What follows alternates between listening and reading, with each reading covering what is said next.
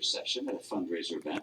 It doesn't capture the question, so I don't know precisely what was asked, but I think it was about my campaign and how I'd be able to get the majority of voters to support me. By the way, whoever has released the snippets I certainly appreciate if they release the whole tape and so we could see all of it. I believe the point I made is the president starts out with a large number of the voters, 47, 48, 49%, something like that. These are people who are in his camp, and they'll vote for him almost no matter what. And I also have a large number of people who will vote for me almost no matter what, at least I hope so. And then my campaign effort is to focus on the people in the middle. The people I will try and draw into my campaign are largely people who voted for Barack Obama last time around, but who I want to have as part of my campaign to become successful. So it's a question and answer, as I recall, about the process of the campaign and how I'm going to get the 51 or 52% I need. And I point out it's by focusing on those folks that are neither in his camp nor in my camp.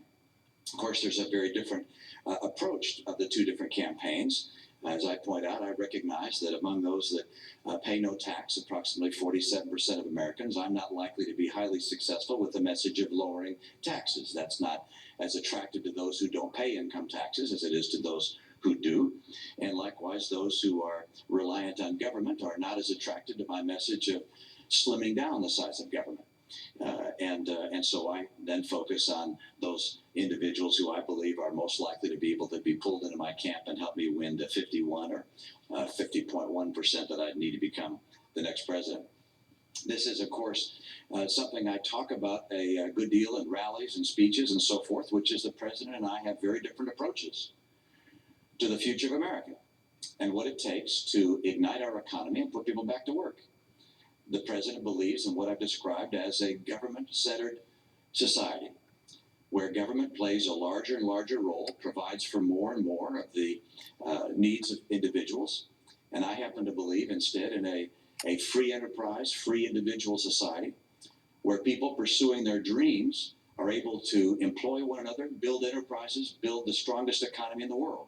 I happen to believe that my approach is the approach that will put 23 million people back to work again. We've watched the results of the president's approach over the last 3.5, 4 years, and his government-centric, larger and larger government approach has meant that we have 15 million more people on food stamps, 23 million people out of work or stopped looking for work or underemployed. We have had 43 straight months with unemployment above 8%. And my view is that the right approach for our nation is not to adopt a government-centered approach, but instead a free people, free enterprise, free market, consumer-driven approach. And that will build the strongest economy for ourselves and for the coming generations.